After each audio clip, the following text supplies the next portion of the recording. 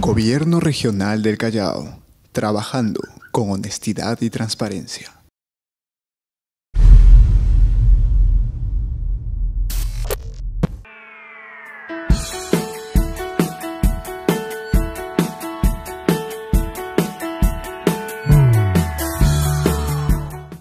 Eh, Muchas gracias, doctora. Gracias por la invitación para este evento médico. Entonces, bueno, me ha encargado sobre este tema también muy bonito que es la convulsión febril. Entonces, vamos adelante. Bueno, con respecto a la convulsión febril, vamos a ver un momento cómo minimizo esto. Ahora sí.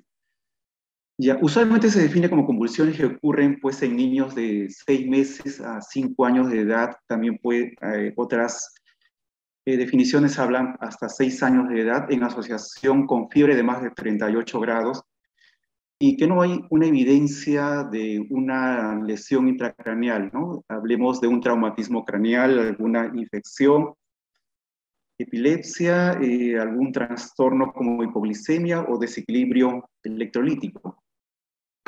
Pero hay otras definiciones por la Liga Internacional contra la Epilepsia, de la Liga Internacional contra la Epilepsia, que define una convulsión febril como una convulsión que ocurre en la niñez después del mes de edad, el cual está asociado con una enfermedad febril no causada por una infección del sistema nervioso central. Sin convulsiones previas neonatales o una convulsión previa no provocada. Y no cumplir criterios para otras convulsiones sintomáticas agudas. También en Estados Unidos, una conferencia de desarrollo de consenso del Instituto Nacional de Salud también formalizó la definición como una convulsión febril, como un evento en la infancia que generalmente ocurre entre los 3 meses y los 5 años de edad, asociado con fiebre, pero sin evidencia de infección intracraneal o causa definida. Vayamos a tipos de convulsiones febriles. Convulsión febril simple es una convulsión menor de 15 minutos que no recurre dentro de las 24 horas, o sea, es única, de tipo generalizada, sin patología posital, sin antecedentes de daño neurológico y con un desarrollo psicomotor normal. Esta fiebre usualmente podría no ser detectada antes de la convulsión, pero debe estar presente al menos en el periodo posagudo, ¿no? En el momento, o sea, prácticamente inmediato al cuadro convulsivo. Otra definición es el estado epiléptico febril, que se considera cuando cuando es una convulsión febril compleja que dura más allá de 30 minutos, ¿no? O que consiste en crisis febriles que son más cortas, pero que sin que se recupere la conciencia en el estado interictal.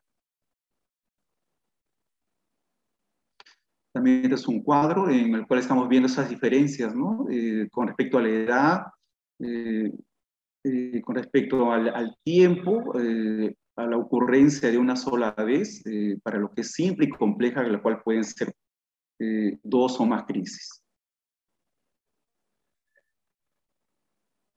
Con respecto a la epidemiología, ¿no? Se reporta de que la crisis febril afecta aproximadamente al 2 a 5% de los niños entre los 6 meses y los 5 años de edad. Esto se ha visto en Europa y en los Estados Unidos. El 90% de estas crisis ocurren entre 1 año y 3 años. Ahora, la incidencia máxima se da entre los 18 y los 24 meses. Estas crisis también se ha notado que a menudo ocurren entre las 6 y las 10 de la noche, con más frecuencia en invierno y mucho menos frecuente en el verano. Menos del 6% se dan antes de los 6 meses. No hay una predilección con respecto al sexo. Crecimientos y desarrollo suelen ser normales. La mayoría de crisis son al inicio de la fiebre y hay un bajo riesgo de infección del sistema nervioso central. Y con respecto a la etiología y patogenia, se ha visto que esta convulsión febril es una respuesta dependiente de la edad de maduración del cerebro. La etiología no está bien determinada. Hay una posible relación con factores genéticos y ambientales.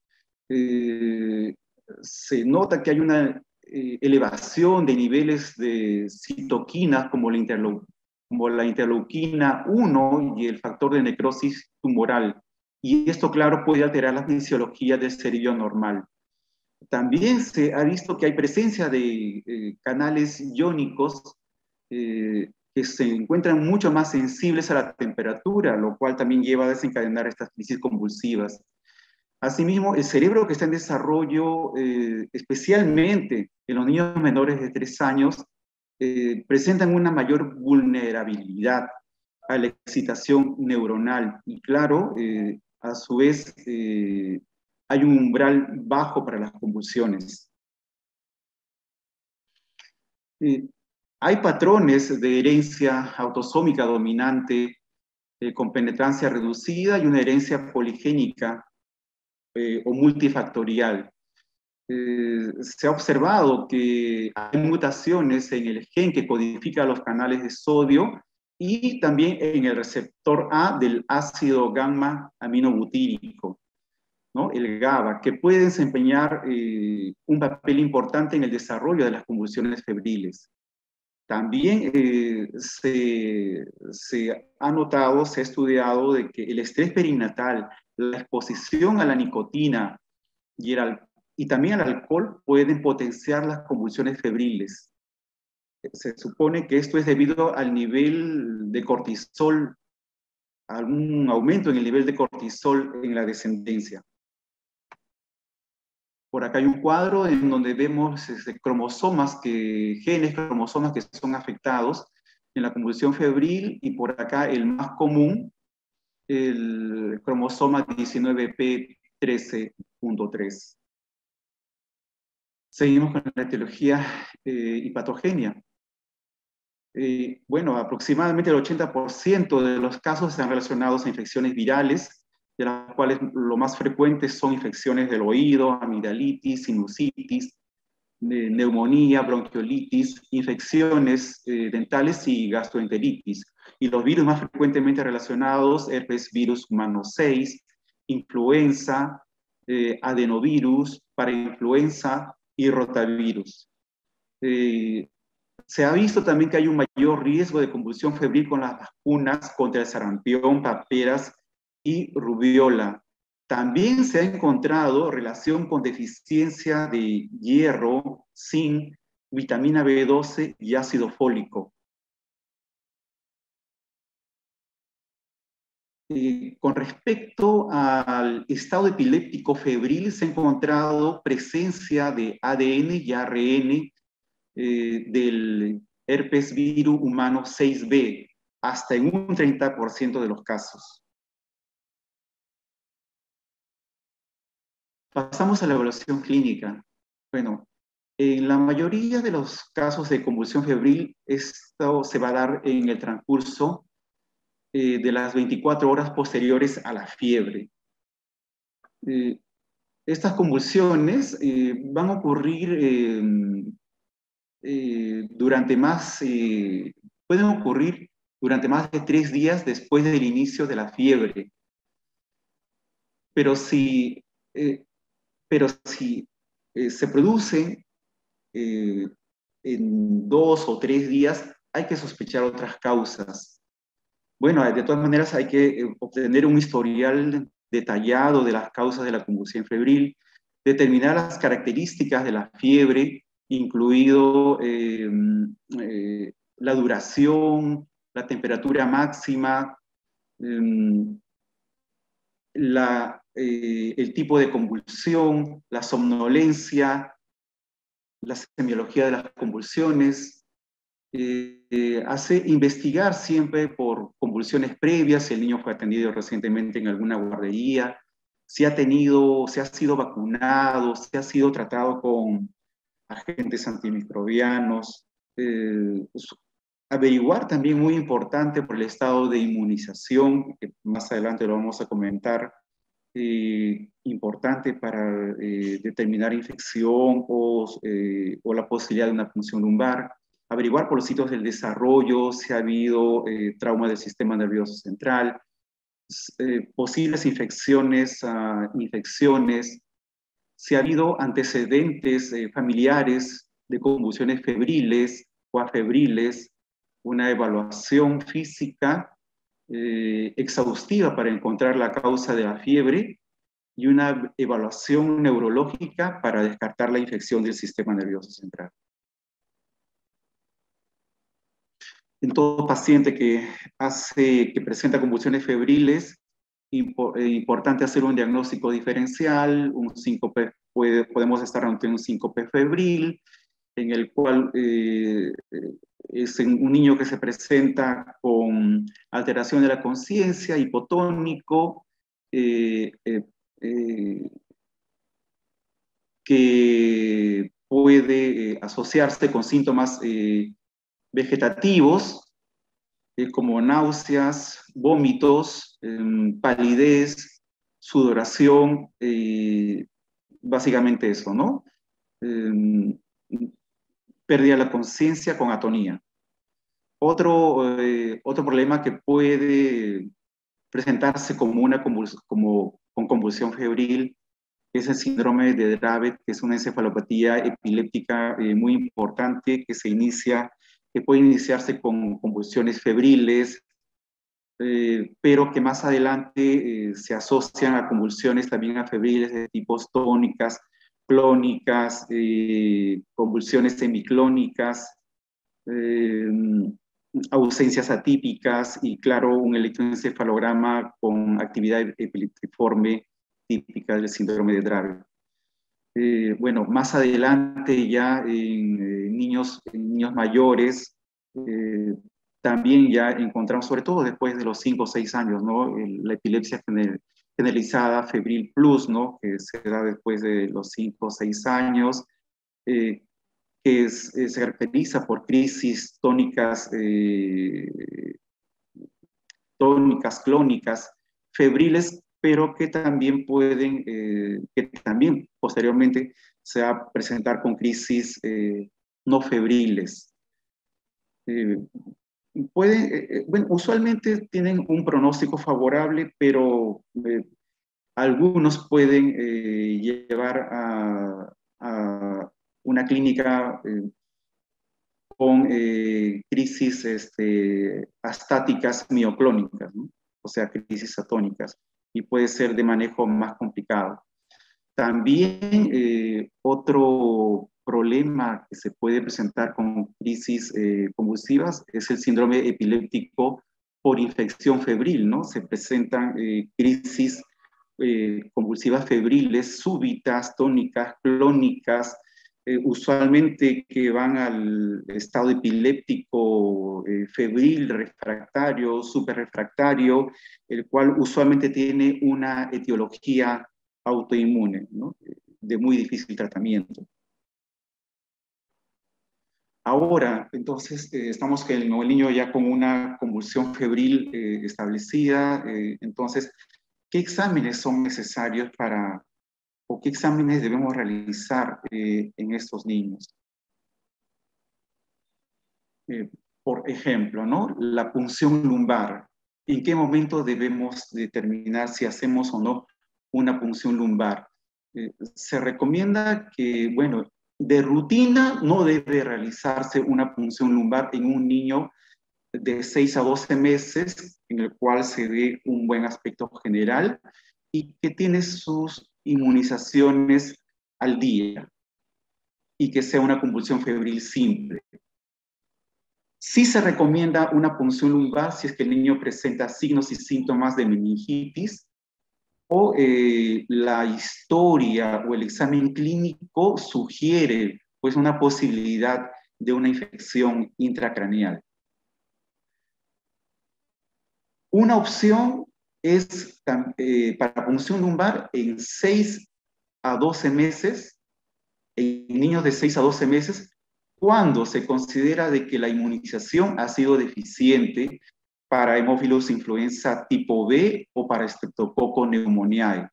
o si es que no se puede determinar el estado de la inmunización. Otro posible escenario para la punción lumbar es cuando el niño ha sido tratado previamente, o sea, días atrás, con antibióticos, ya que el tratamiento antibiótico podría enmascarar los signos y síntomas de meningitis. Este es un cuadro de la Academia Americana de Pediatría que referido a lo anterior, ¿no? Con sus niveles de evidencia.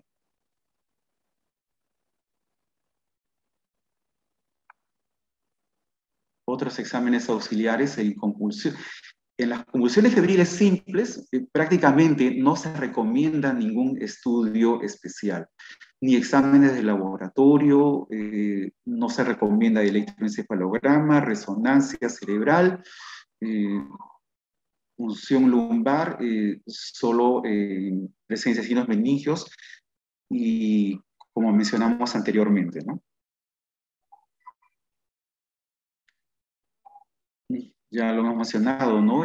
No se recomiendan exámenes de sangre rutinarios como calcio, fósforo, magnesio, glucosa, no es de recomendación.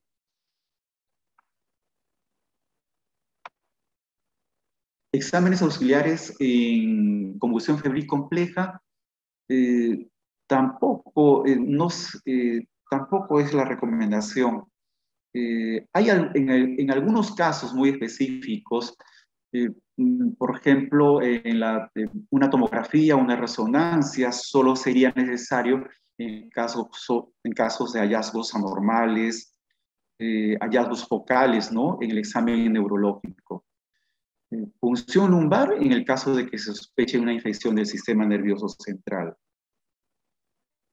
Entonces, no es recomendable en general.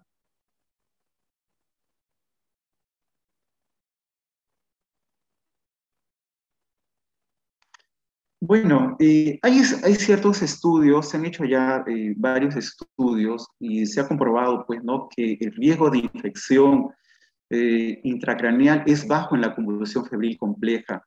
Por ejemplo, acá les voy a presentar un par de estudios, ¿no? Hay una serie de casos de 526 pacientes en la cual se hizo en una primera convulsión febril compleja. Solo 4 pacientes tenían patología intracraneal clínicamente significativa, ¿no? Y tres de esos 4 pacientes tenían hallazgos evidentes en el examen físico.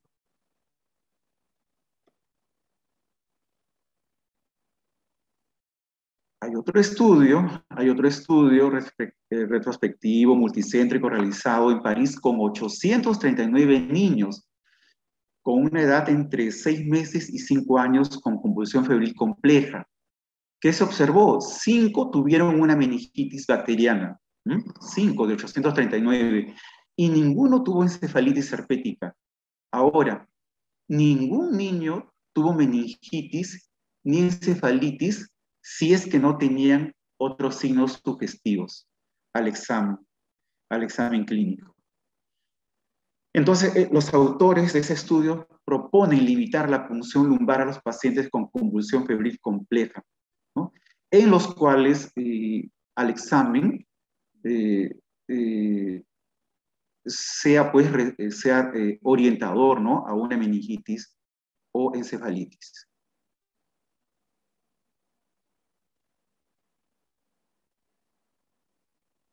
Entonces, pero sí, a pesar de que no se recomienda, ¿no? No se recomienda hacer electroencefalogramas en la convulsión febril, en algunos casos sí se podría realizar, en algunos casos. Por ejemplo, ¿no? En aquellos casos de convulsión febril compleja, cuando son múltiples convulsiones, o sea, es muy recurrente o prolongado. O que tenga una convulsión febril recurrente con retraso en el desarrollo. Eh, Ahora, cuando se han realizado estos electroencefalogramas también, hay que notar de que se puede encontrar alguna actividad lenta, posterior, bilateral, hasta en el 80% de los casos. cuando se realizó en el mismo día de la convulsión. Ahora, estas alteraciones pueden todavía permanecer durante 7 o 14 días. Entonces, si se decide eh, realizar un electroencefalograma, realizar de preferencia después de 14 días. Ahora se ha visto también que en algunos niños estas alteraciones pueden persistir durante varios años, pero a su vez esto no se ha asociado con un mayor riesgo de convulsión febril recurrente o desarrollo futuro de epilepsia. No está comprobado. Tratamiento de la convulsión febril. Entonces, el tratamiento y diagnóstico han sido publicados por ejemplo, por la Academia Americana de Pediatría y por la Sociedad Japonesa de Neurología Infantil en el año 2011 y 2015, respectivamente. Entonces, el tratamiento de las convulsiones febriles está enfocado sobre todo en las crisis que son eh, prolongadas y en la prevención de las crisis. ¿No? Debemos decir que las convulsiones febriles usualmente se den espontáneamente en 2 o 3 minutos en la gran mayoría de los casos. Crisis mayor de 5 minutos deben ser tratadas farmacológicamente.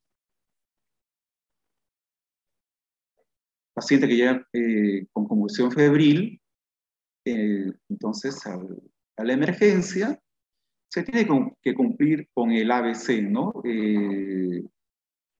Observar las vías respiratorias, preparar acceso venoso, monitorar los parámetros vitales, administrar oxígeno si la saturación es menor del 90%, y bueno, administrar diazepam o midazolam endovenoso.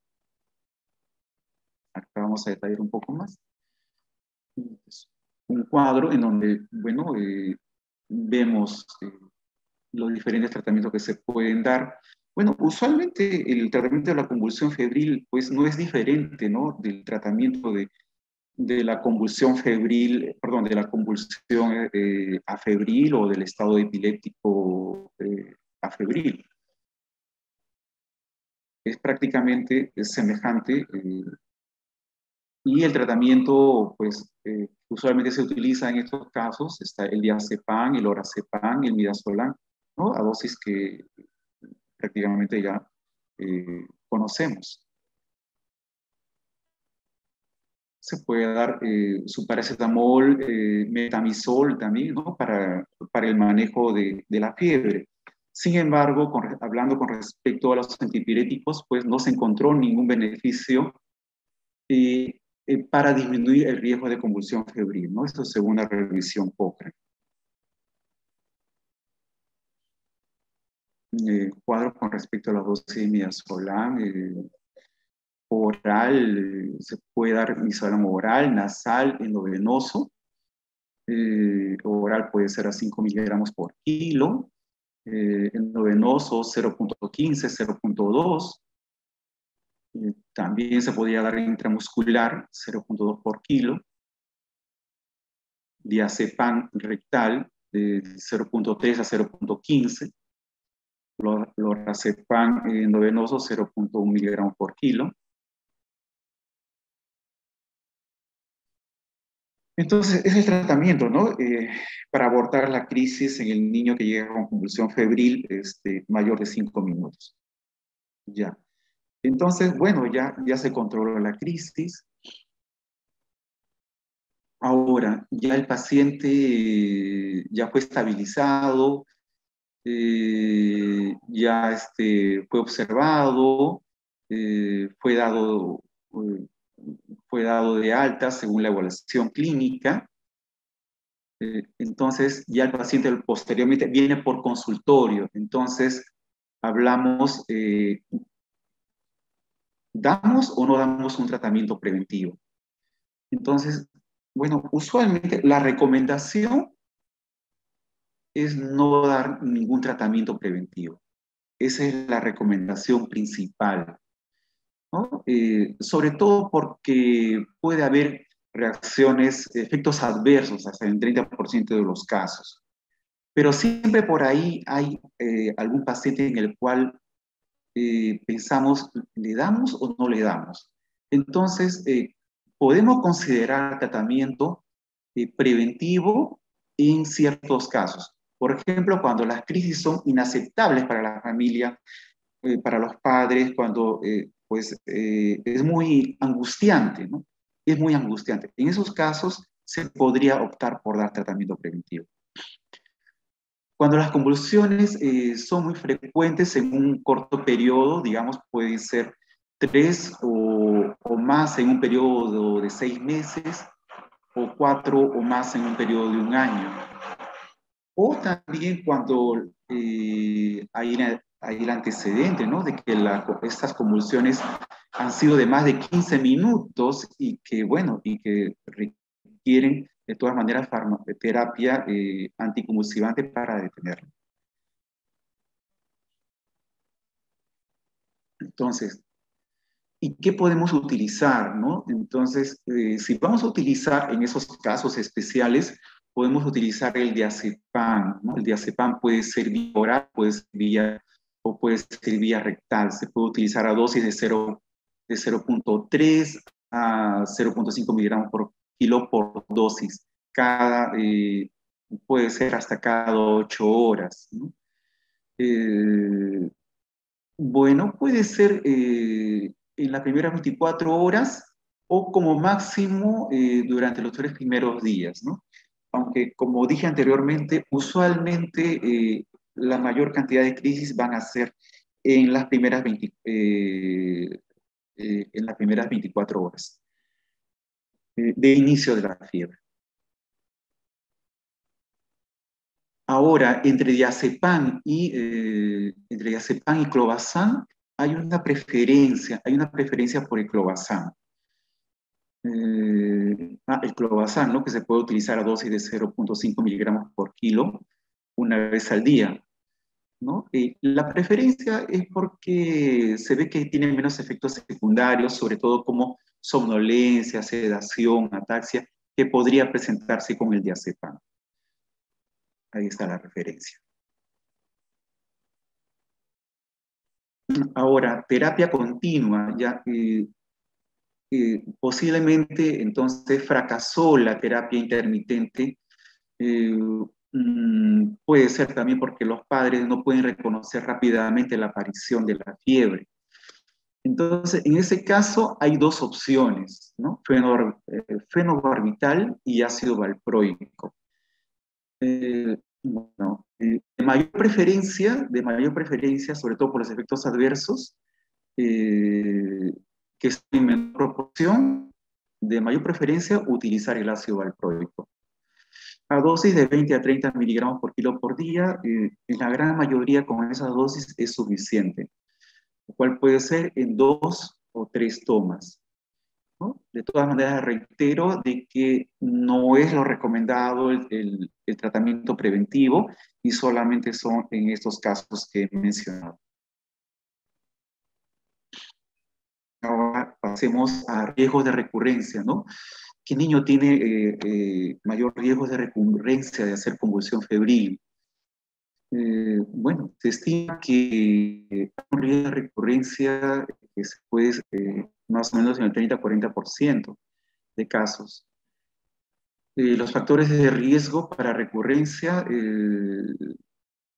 son muy similares para convulsiones febriles simples y complejas, ¿no? Entonces, ¿cuáles son estos factores? Cuando la edad de la presentación de la convulsión febril es a muy temprana edad, menor de 15 meses, cuando hay un antecedente de epilepsia de primer grado, ¿no? En los familiares, convulsiones febriles también en los de primer grado, ¿no? En la familia. Si es que ya viene haciendo también crisis febriles recurrentes, frecuentes, o presentación de la convulsión febril con baja temperatura.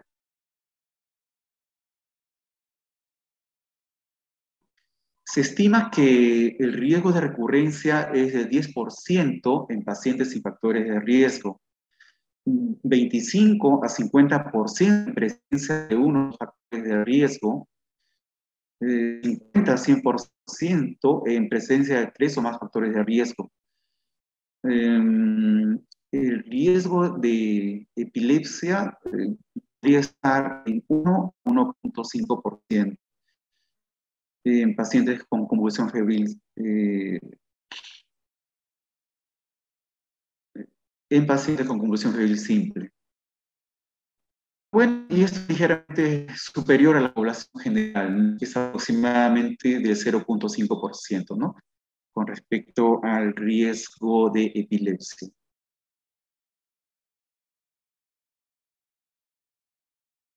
En cambio, el riesgo de epilepsia en un niño con convulsión febril compleja es un poquito mayor, ¿no? Puede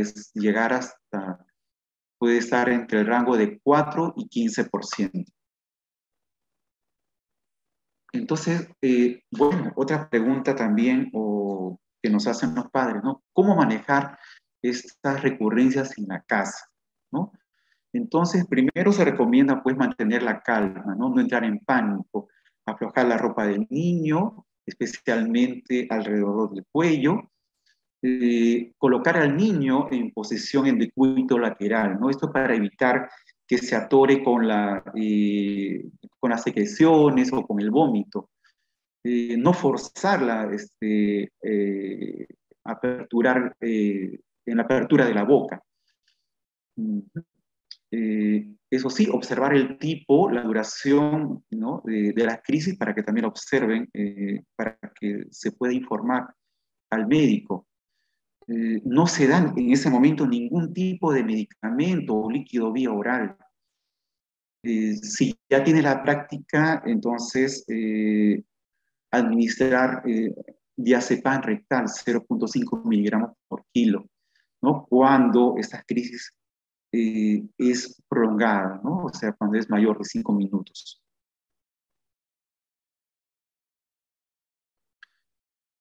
Algo más también, factores de riesgo para epilepsia.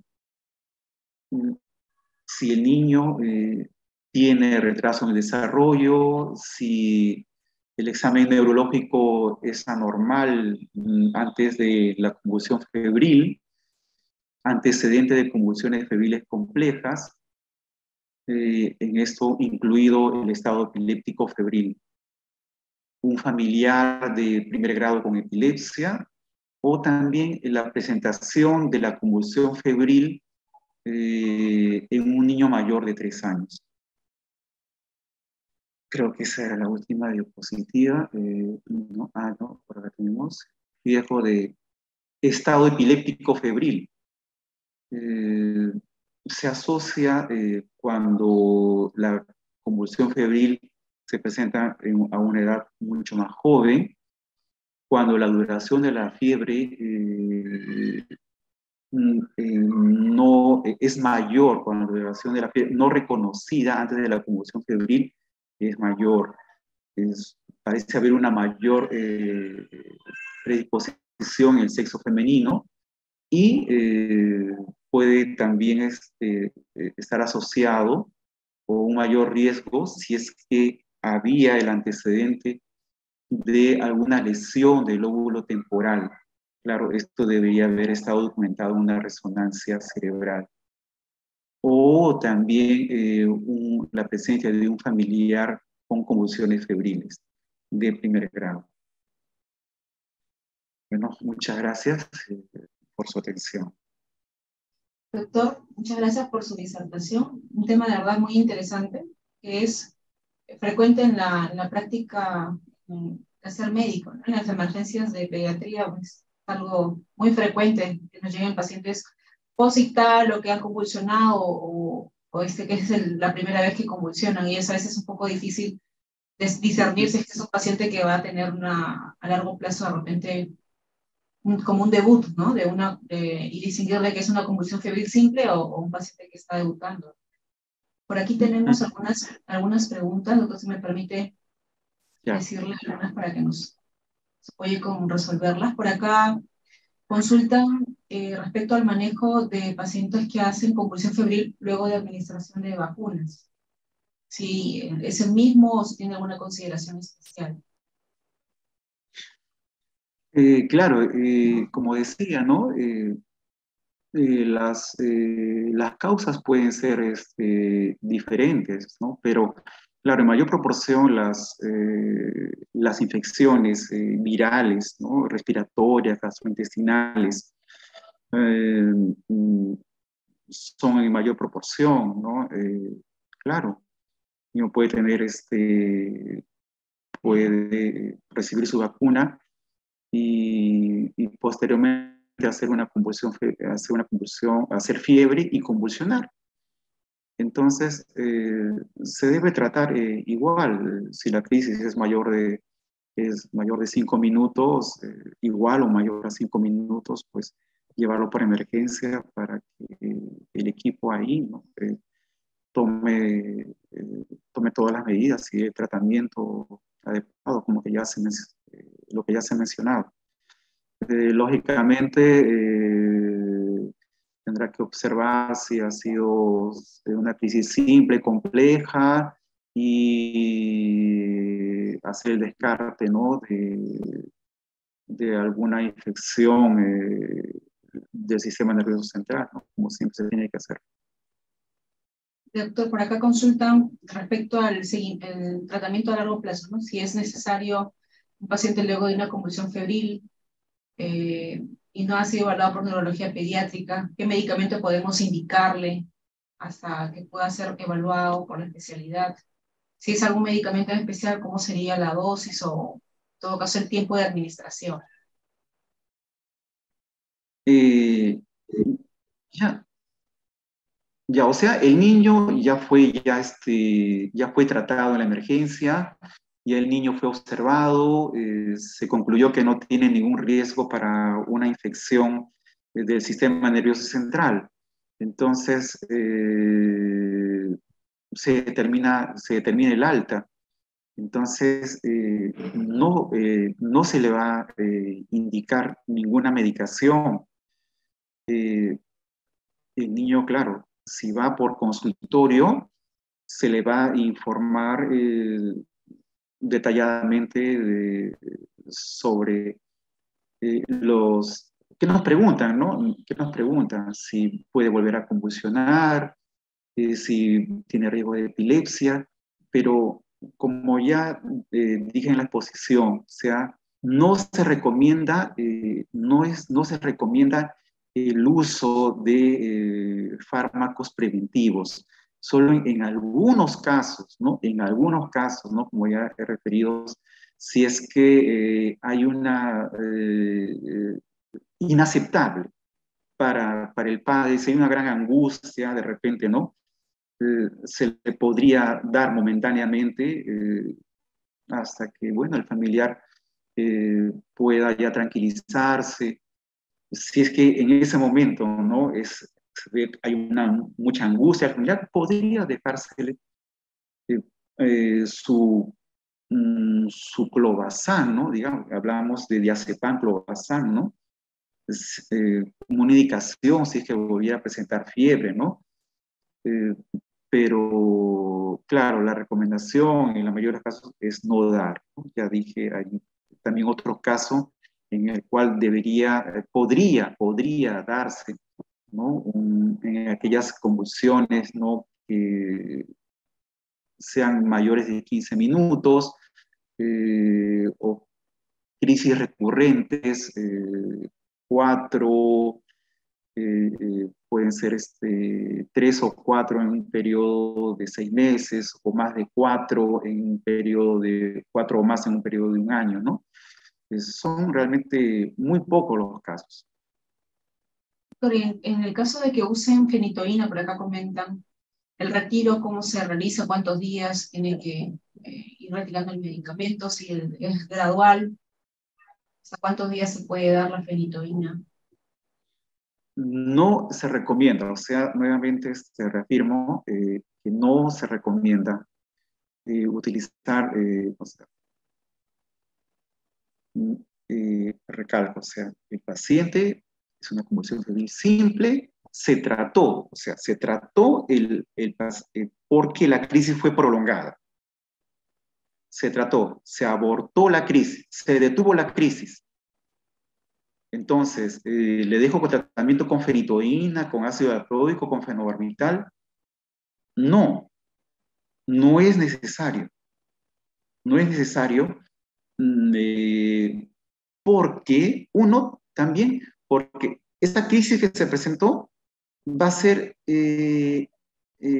posterior a las 24 horas de presentación de la fiebre. Y ya es muy raro que en el segundo o tercer día se presente. Bueno, en algunas literaturas dicen que en el segundo o tercer día se podría presentar. Otras literaturas dicen de que si se presenta en el segundo o tercer día, de todas maneras habría que sospechar descartar alguna infección del sistema nervioso. Entonces, es poco probable que se presente en el segundo o tercer día.